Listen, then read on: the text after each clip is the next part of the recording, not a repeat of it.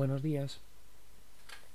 Hoy vamos a terminar con el siglo XVII, con la poesía del siglo XVII. Con eso terminamos con el barroco y empezaremos a trabajar sobre la literatura del siglo XVIII, que como veremos, si el siglo XVII suponía un esplendor en todos los sentidos, tanto por los grandes poetas que tenemos como por la abundancia poética, ¿no? por la cantidad de poesía que se escribía, bueno, pues el siglo XVIII veremos que será el contrapunto, será lo contrario.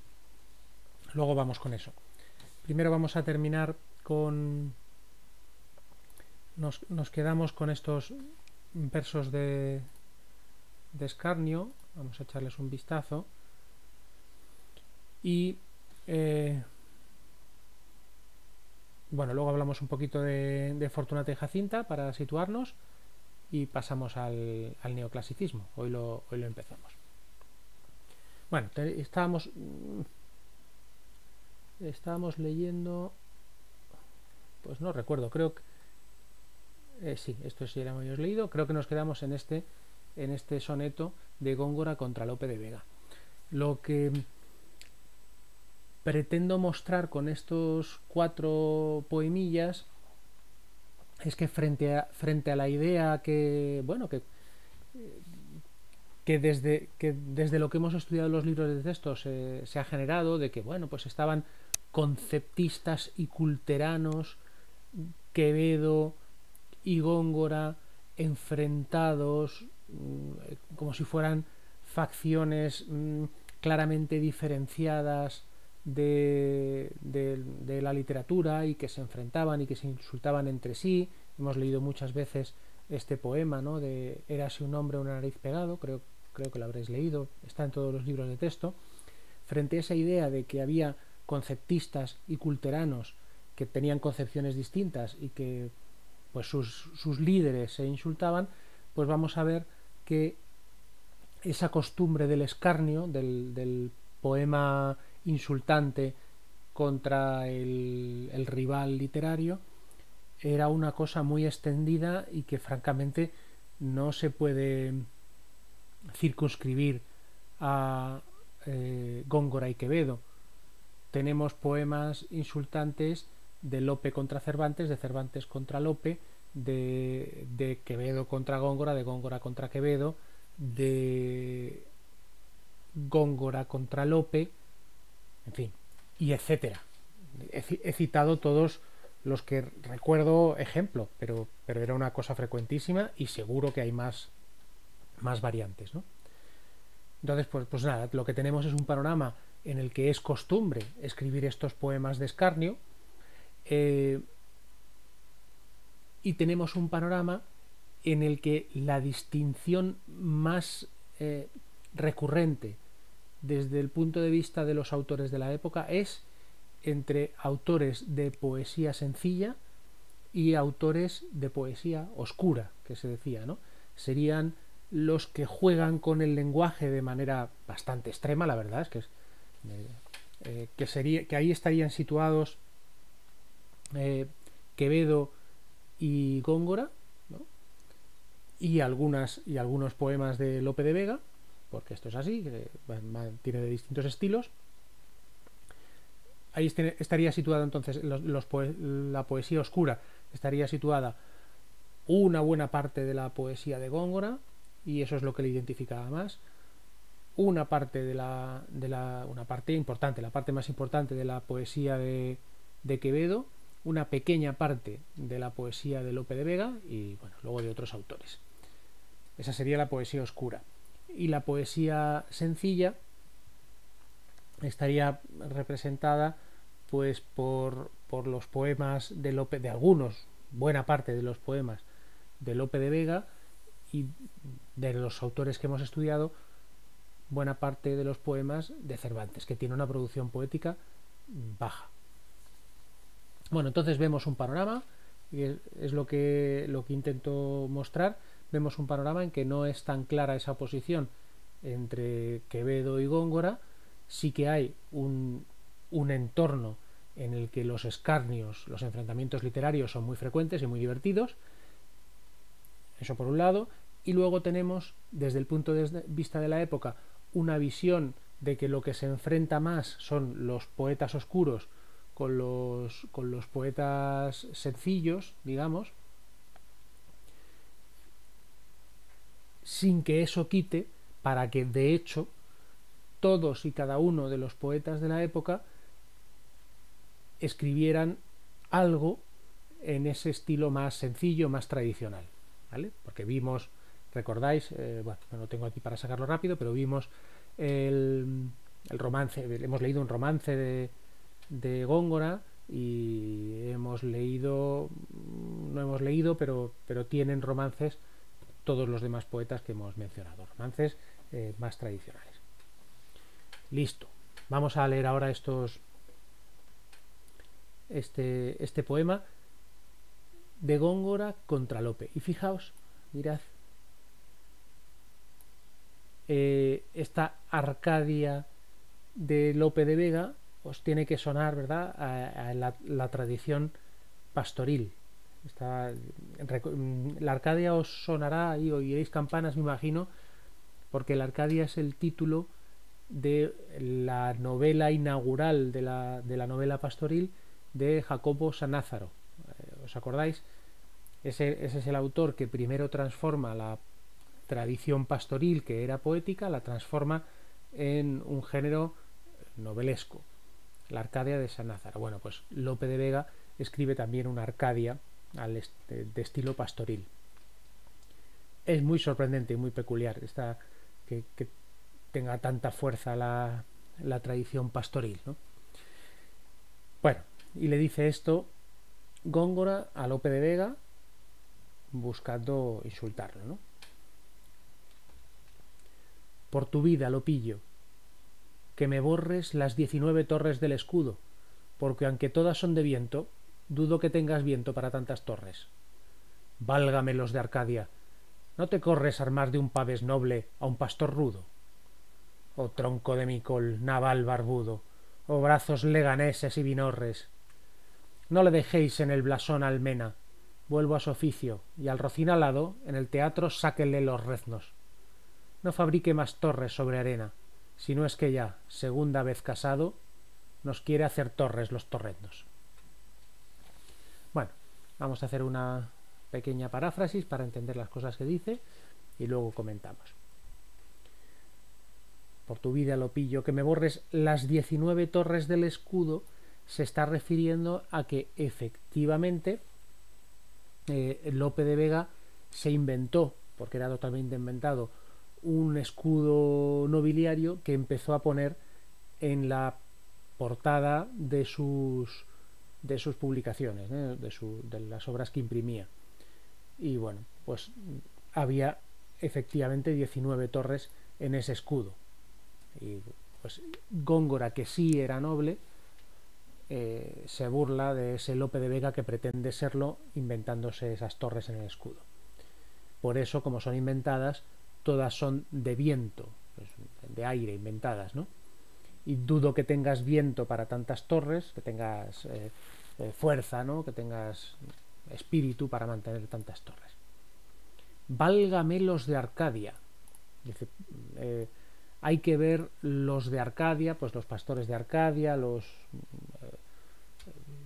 personajes de Arcadia, así interpreto yo, ¿no? Desde luego Arcadia se refiere a esa obra de Lope de Vega que se titula así.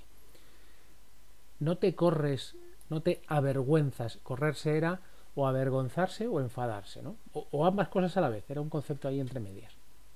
No te avergüenzas armar de un pavés noble a un pastor rudo. No te avergüenzas de hacer noble algo que es de natural rudo.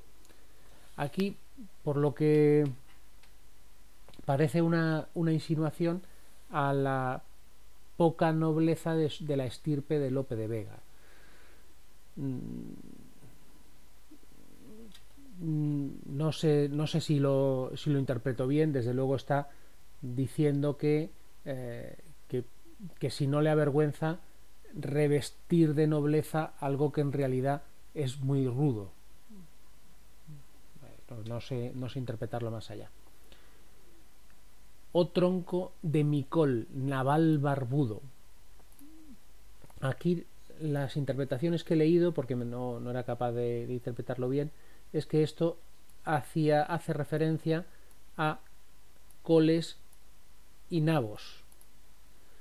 Y lo relacionan, yo no sé si lo veo claro, la verdad, pero bueno, lo relacionan con el oficio de su padre, que parece que era distribuidor el oficio del padre de Lope de Vega, que parece que era distribuidor ¿cómo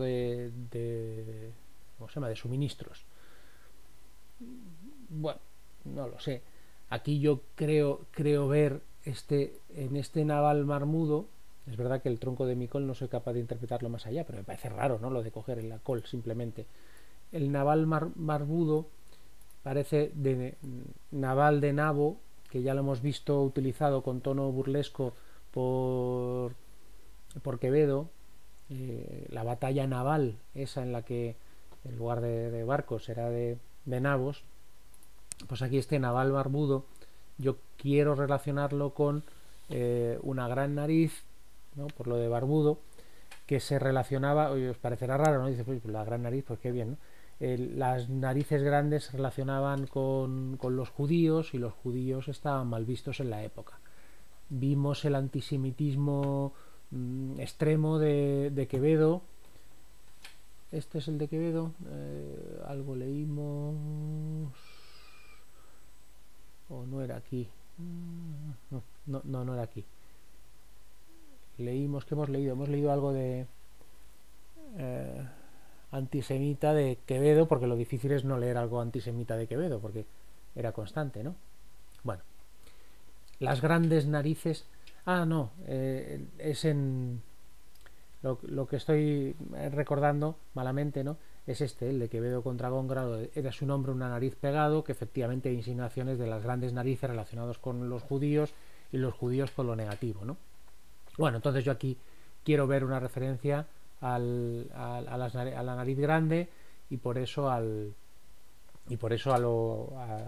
judío, y por lo tanto a lo negativo desde el punto de vista de la época, y desde luego que el que compartían Góngora y Quevedo. Cervantes no. Bueno, seguimos. Dice, oh brazos leganeses y vinorres.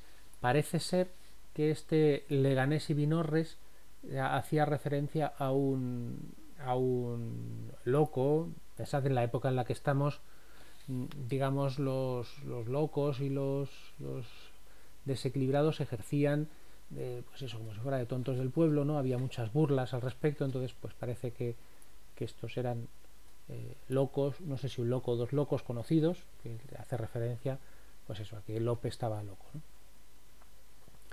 No le dejéis en el blasón almena. En el blasón, en el escudo, no le dejéis en el escudo almena, no le dejéis ninguna torre en la almena, ¿no? Digo, no le dejéis ninguna torre en el escudo. Ya sabéis que las almenas son las protuberancias de una torre, ¿no? Vuelva a su oficio, y al rocín alado en el teatro sáquenle los reznos. Digamos que una manera de enlobrecer a un caballo era convertirlo en un caballo alado, en un Pegaso, ¿no? Pues ese Pegaso en el que se ha convertido el blasón de Lope de Vega, sacarle los reznos, sacarle las entrañas, ¿no? Es una imagen potente, ¿no? Un caballo alado al que le sacan las entrañas, ¿no? No fabrique más torres sobre arena, si no es que ya, segunda vez casado, no quiere hacer torres los torreznos. Esto se entiende bien, ¿no? Porque torreznos era lo mismo que hoy. Y lo de segunda vez casado es una alusión a la vida disipada en lo amoroso de Lope de Vega. Lope de Vega se casó varias veces, pero tuvo muchas más amantes, ¿no?, de las que se casó, y muchos hijos fuera del matrimonio. Bueno, ese es un soneto burlesco atribuido a Góngora contra Lope de Vega. Este es un soneto de Quevedo contra Góngora.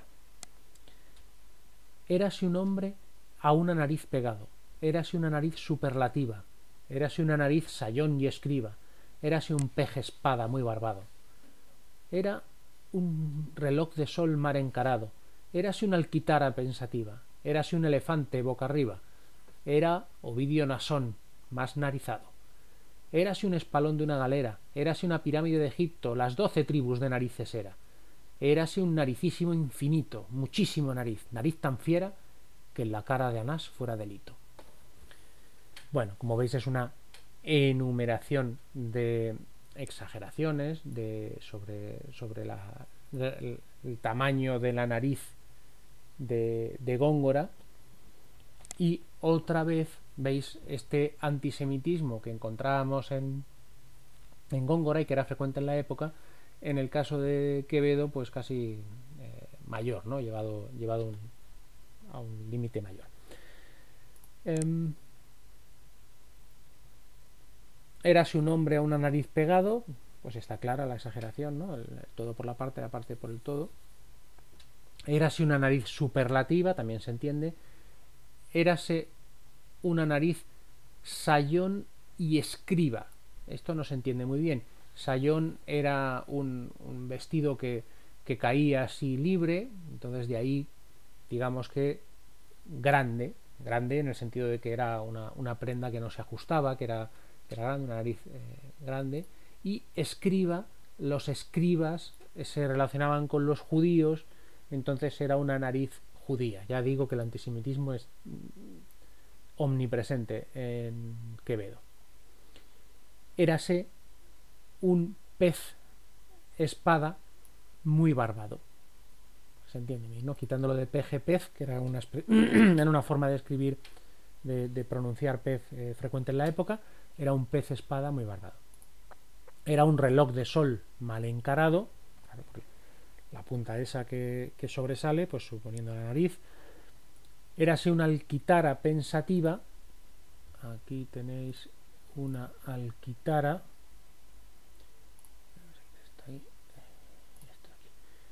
una alquitara, pues bueno, pues una alquitara tiene como una nariz muy grande, ¿no? Es un alambique para destilar, ¿no?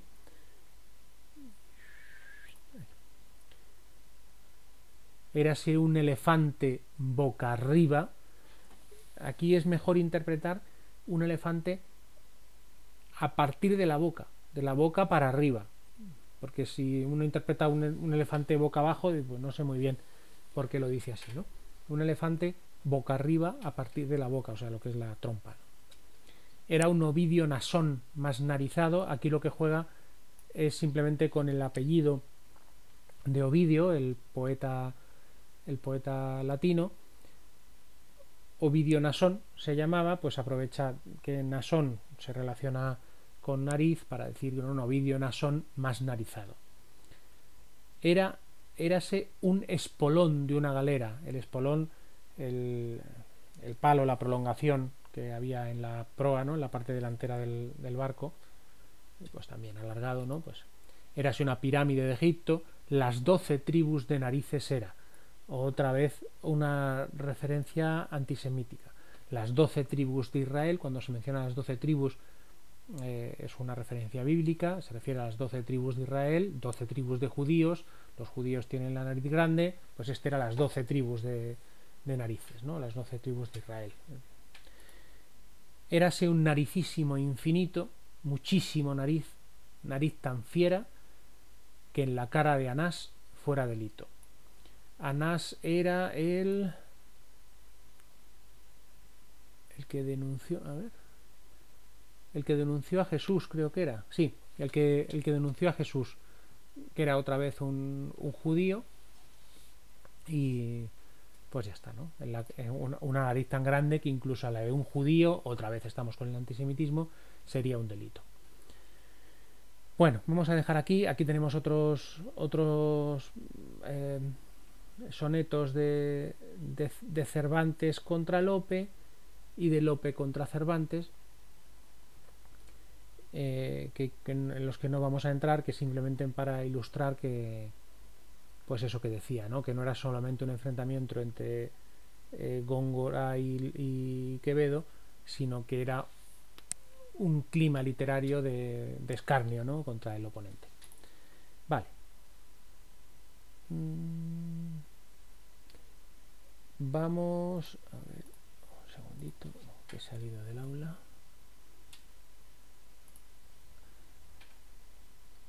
Vamos a empezar con el siguiente tema, que es el neoclasicismo.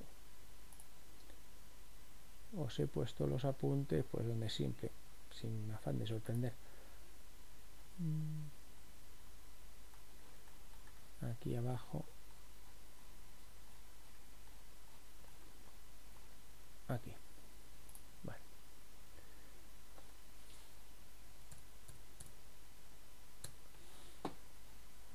Ahí tenéis los apuntes de la literatura del siglo XVIII. Bueno, ahora empezaré enseguida un apuntito sobre Fortunata y Jacinta. Voy a hacerme, como siempre, como tengo por costumbre, voy a hacerme un poco el remolón para empezar a trabajar sobre Fortunata y Jacinta. Ya sabéis que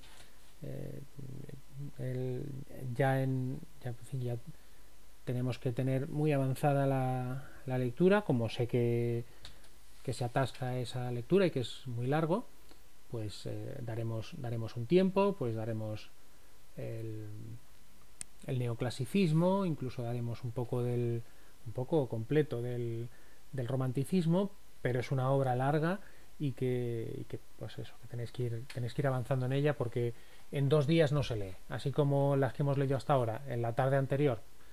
Pues bueno, pues te das una panzada y prácticamente la tenías leída.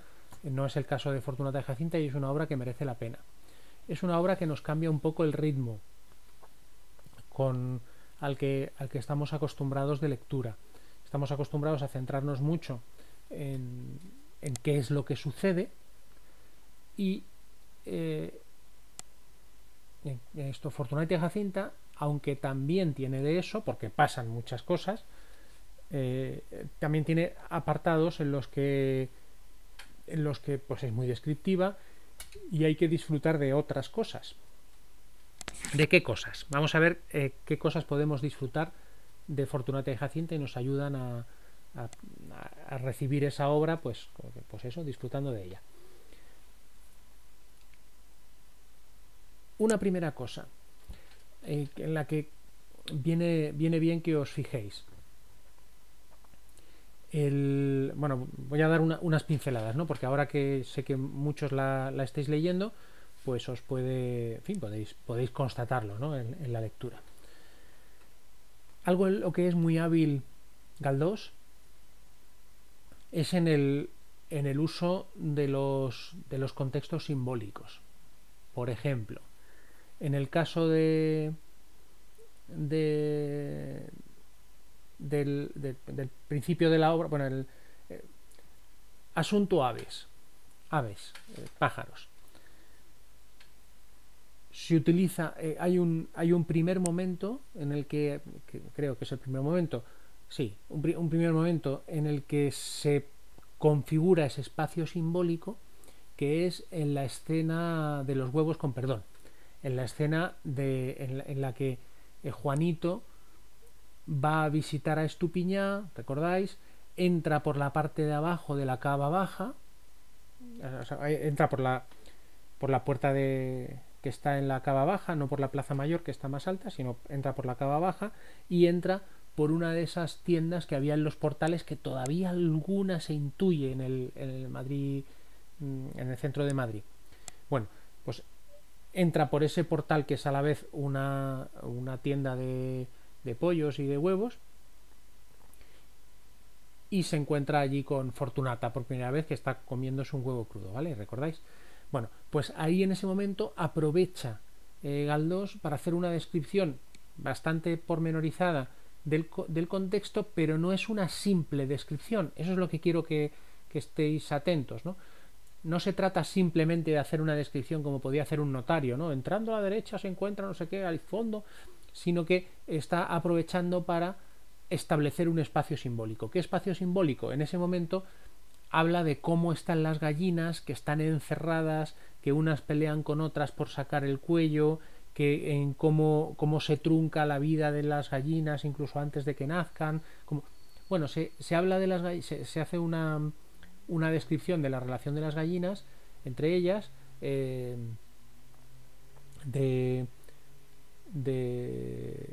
humanizándolas, digamos, ¿no? Relacionándolas con los humanos y cómo son las relaciones humanas.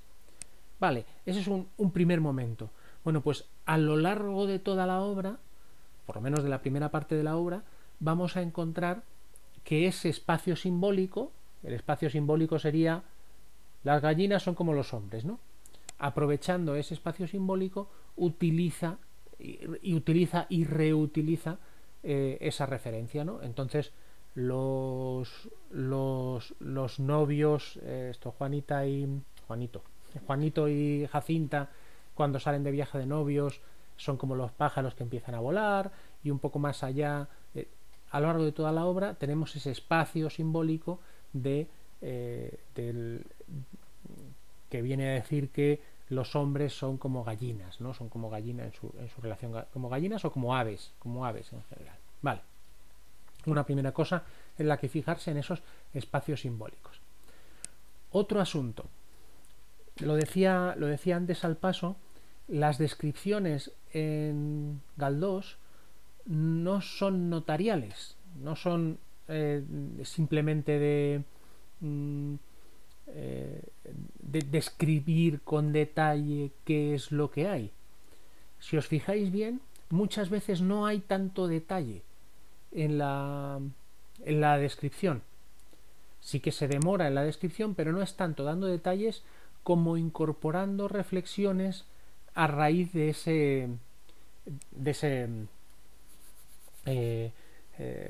que se está describiendo. Por ejemplo, las tiendas de paños, ¿verdad? Se hace una descripción que entiendo que se hace pesada, ¿no? en la partida de los Santa Cruz y los Arnaiz, ¿no? Los vendedores de paños del Madrid de la época. Bueno, pues a raíz de esa descripción va trazando, va haciendo una reflexión sobre el carácter de los humanos y cómo se relacionan. Digamos que la descripción no se deja simplemente como te voy a describir cómo era el mundo de los paños en mi época, ¿no? En el siglo XIX. Bueno, no es mi época, ¿verdad? Hay como dos momentos. Hay un 1840, que es como el pasado, ¿no? La juventud de los que son mayores en el momento en el que se desarrolla la obra, y luego los años 70 del siglo XIX, que es la actualidad, digamos, ¿no? Bueno, pues esa descripción de cómo se relacionan, cómo se venden los paños, que si se valoran más los extranjeros, que si se dejan de valorar las mantillas de un estilo para introducirlas de otro, todo eso se utiliza para establecer un paralelismo con la vida de los seres humanos y con cómo somos los seres humanos, ¿vale? Un poco igual que con las gallinas. En las gallinas se crea ese espacio simbólico que viene a decir los hombres son como gallinas, los hombres son como pájaros, todo lo que diga sobre los pájaros aplíquese a la sociedad humana. Bueno, pues con los paños sucede algo por el estilo. Todo esto que te estoy describiendo con detalle sobre los pañeros de Madrid y cómo venden, trasládamelo al resto de la sociedad. Él va haciendo enlaces, va diciendo, digamos, no lo dice explícitamente, bueno, sí, alguna vez sí, pero no lo reitera explícitamente, pero sí viene a decir esto que pasa con los pañeros, que son tan tontos que si viene del extranjero les gusta más, por decir algo, ¿no? Aplíquese al resto de la sociedad. Entonces, digamos que las descripciones que no son de nuestro gusto, ¿no? del gusto del lector contemporáneo de ahora, no son simplemente relleno. Se puede valorar más o menos, ¿no? Bueno, pues a mí no me gusta eso, vale, bien, pero tiene un valor literario que va más allá de la mera descripción. Bueno. Otro aspecto del que podéis disfrutar en el caso en la obra de Galdós y en Fortunata y Jacinta, y aquí es magistral, o sea, desde el punto de vista técnico es absolutamente magistral. El único autor, iba a decir de la historia de la literatura española, posiblemente, ¿no? Pero bueno, de los que he leído, el único autor que maneja esto que voy a explicar con más habilidad es Clarín, ¿no? En La Regenta. ¿Y qué es esta cosa? La transición, algo de lo que es muy destacado en la obra, es cómo se mezclan las opiniones del narrador con los pensamientos de los personajes. Si os fijáis, cuando uno va, se hace una transición muy... Uno no se da cuenta, ¿no?, de que se ha hecho esa transición. Se hace una transición muy suave entre las opiniones y los pensamientos del narrador. Hay un narrador omnisciente, ¿no?, que expresa opiniones y su punto de vista sobre lo que sucede, y luego están también los pensamientos de los personajes. Bueno, pues fijaos bien en cómo hace esa transición, porque hay veces que tendréis que leer varias veces para daros cuenta. Dice, bueno, ¿en qué momento he dejado de escuchar la voz del narrador para meterme en la cabeza de Jacinta, ¿no? ¿Cómo ha hecho esa transición? Hablaremos, cuando analicemos en detalle, de técnicas como el estilo indirecto libre para hacer esa transición tan suave, ¿no? que es un recurso que se introduce en esta época, en la novela realista, y es rarísimo que se introduzca un recurso nuevo, ¿no? Bueno, pues sí se introduce. Entonces, fijaos en cómo se hace esa transición entre el relato del narrador y los pensamientos de los personajes, ese camino de ida y vuelta que se hace constantemente y que nos hace meternos en la cabeza de un personaje y de otro de una manera muy muy muy interesante desde el punto de vista técnico. Fijaos, por ejemplo, en cómo la voz del narrador se va contagiando del estilo de hablar, ¿no?, del estilo de hablar y del pensamiento del personaje del que se está tratando. Digamos que el narrador no habla siempre exactamente igual, sino que se va contagiando de la voz del personaje al que está describiendo o cuyas acciones está narrando. Es muy muy muy interesante y muy difícil de ejecutar. Por eso digo que es magistral, en el sentido de que hace falta maestría para llevar eso a término.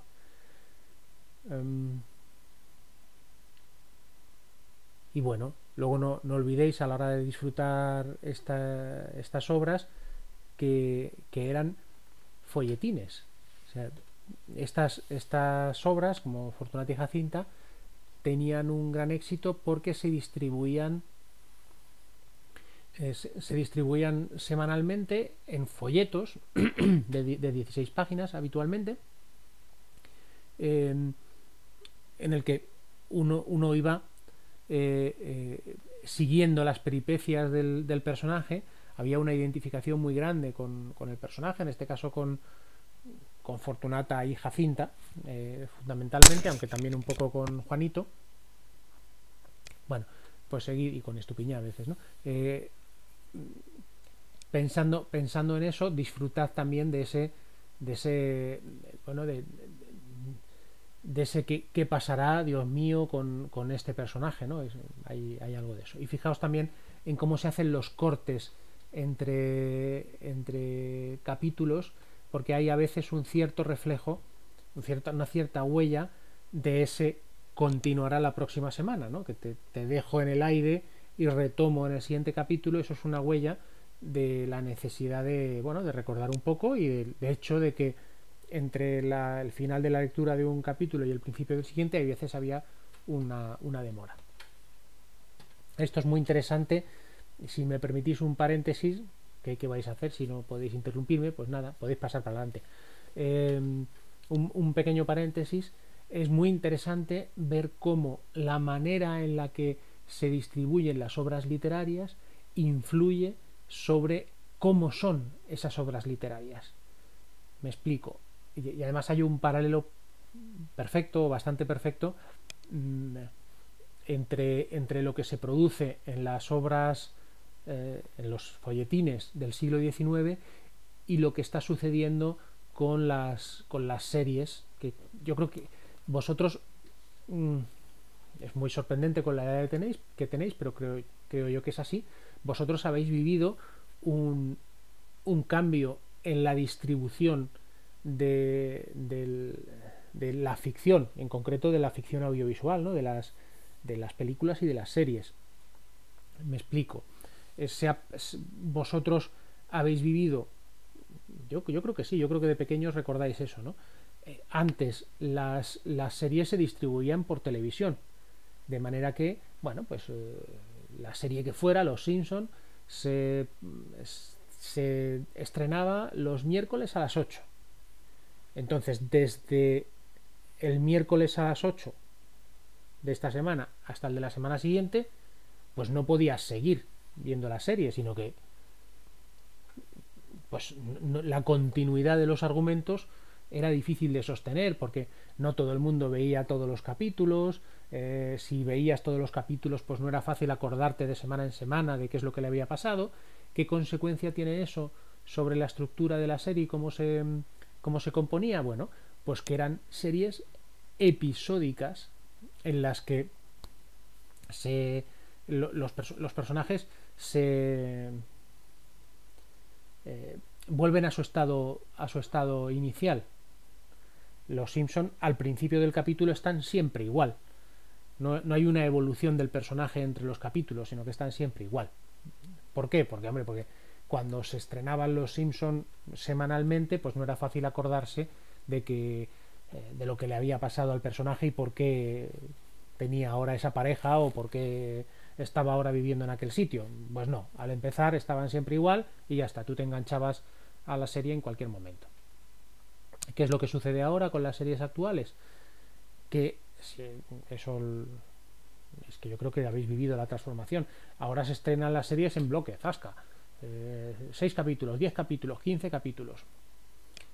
¿Qué es lo que sucede? Que la continuidad entre capítulo y capítulo está garantizada, por lo tanto yo puedo hacer evolucionar los personajes y que se vayan transformando de capítulo en capítulo. ¿Veis? Claramente una influencia, ya no hay series,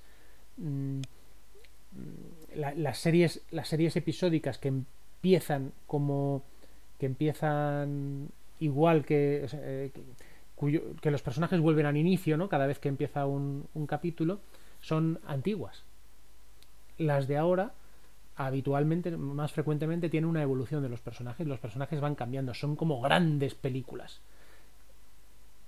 Eso ha transformado la ficción audiovisual. Vale, eso en cuanto al siglo XXI y lo audiovisual. En cuanto al siglo XIX, ¿cuál es el paralelismo? Bueno, pues que empiezan el punto de partida, digamos, es la literatura de folletín, en la que hay semanalmente se publican pues unos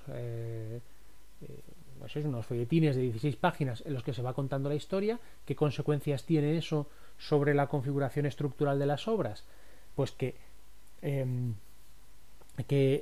se dejan al final de cada 16 capítulos nos encontramos con mucha frecuencia como un momento cumbre en el que te deja queriendo leer lo que sucede a continuación, y luego que tenemos una continuidad de los personajes en las obras folletinescas, ¿no? Tenemos una continuidad de los personajes muy leve, ¿no? Digamos que esto quizá lo habéis vivido con algún culebrón de televisión. La continuidad de la trayectoria de los personajes no es tan importante. Suceden cosas imprevistas y sorprendentes de manera muy continua y no necesariamente coherente. ¡Oh, Dios mío! ¡Es su padre!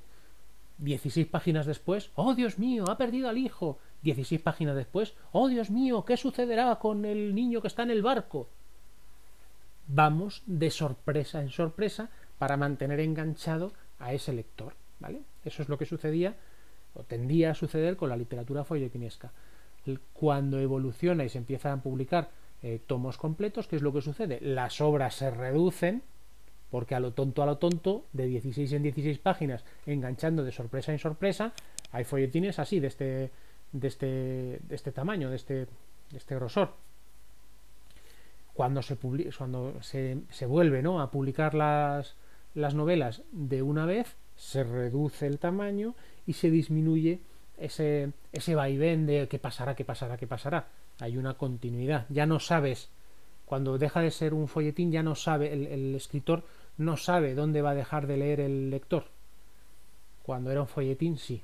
Bueno, ya, cierro el paréntesis. Me parece muy interesante cómo influye el contexto, el medio en el que se publican las obras sobre las obras en sí.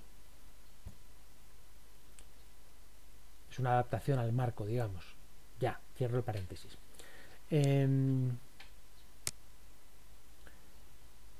¿Nos da tiempo a empezar? Pues no tengo claro cuánto tiempo llevo hablando. Creo que me da tiempo solo a arrancar, ¿no? La literatura del siglo XVIII. Nada, solo esta introducción. ¿Qué es lo que sucede aquí? Venimos de un siglo XVII esplendoroso desde el punto de vista, sobre todo, poético y teatral, ¿no? Es el siglo en el teatro de Lope de Vega, sobre todo, y de un auge en el éxito popular del teatro absolutamente inusitado y sorprendente. Y también un auge muy, muy sorprendente en el consumo y en la creación poética. Aparte de los grandes autores, que es verdad que los hay se conserva una cantidad de poesía manuscrita absolutamente sorprendente que realmente se difundía en la sociedad, era algo arraigado. Quizá, permitid un paréntesis, para entender cómo la poesía arraiga en una sociedad, podemos pensar, yo creo que ya hay poca costumbre de eso, ¿no?, pero a lo mejor lo recordáis, las carpetas, los archivadores, donde se metían los folios antes, yo creo que ahora eso se usa menos, ¿no? La gente escribe o poemitas graciosos o sorprendentes o tal. Bueno, pues ese tipo de difusión es la que se daba en el siglo XVII. Dice, ay, qué poema tan bonito, lo voy a incluir en mi colección. Y la gente tenía cuadernitos o hojas en las que iba apuntando los poemas que le habían gustado y que los copiaba, ¿no? Vale, fin del paréntesis. Venimos de ese siglo XVII. Y en el siglo XVIII se da un movimiento literario que lo que hace es se empieza a valorar la razón y la ciencia por encima de la creación literaria. ¿Qué es lo que tiene eso como consecuencia? Que desaparece, bueno, sí, prácticamente desaparece, pero bueno, que se disminuye mucho la producción poética y teatral porque no se está valorando tanto la imaginación, y aumenta la producción de escritos científicos y ensayísticos. Eso está relacionado con una valoración de la razón, una valoración del progreso sin límite de la humanidad, que de esta concepción, paréntesis, ¿no?, de esta concepción filosófica, quizá estamos saliendo ahora, ¿no?, ese concepto de progreso infinito lo tenemos todavía, pero estamos cambiando quizá como sociedad, ¿no? Y esa visión enciclopedista de intentar abarcar todo el conocimiento de la sociedad, de esto estamos saliendo ya definitivamente con esto de Internet, ¿no? La búsqueda de la síntesis de todo el conocimiento humano es un concepto que entendemos porque todavía está en nuestra sociedad, pero del que nos estamos alejando, ¿no?, a base de la especialización y de bueno, el acceso a cantidades tan enormes de información. Vamos como sociedad cayendo en la cuenta de que este intento de englobar todo el conocimiento no parece factible, ¿no? Bueno, pues en ese y un contexto de tolerancia, de libertad religiosa, algo mayor, por lo menos en el plano teórico, porque en España ya veremos que esto es muy, muy relativo. Pero esas serían las bases de la Ilustración, que es el movimiento filosófico o ideológico que está detrás de ese movimiento cultural que sería el neoclasicismo, que no sé dónde está escrito, pero lo digo, el neoclasicismo, ¿no? La Ilustración sería el movimiento intelectual de las ideas y el neoclasicismo su expresión artística. Y creo que nos quedamos aquí. Mañana no, el lunes sigo con el neoclasicismo y el lunes os doy las notas de los exámenes. Nos vemos.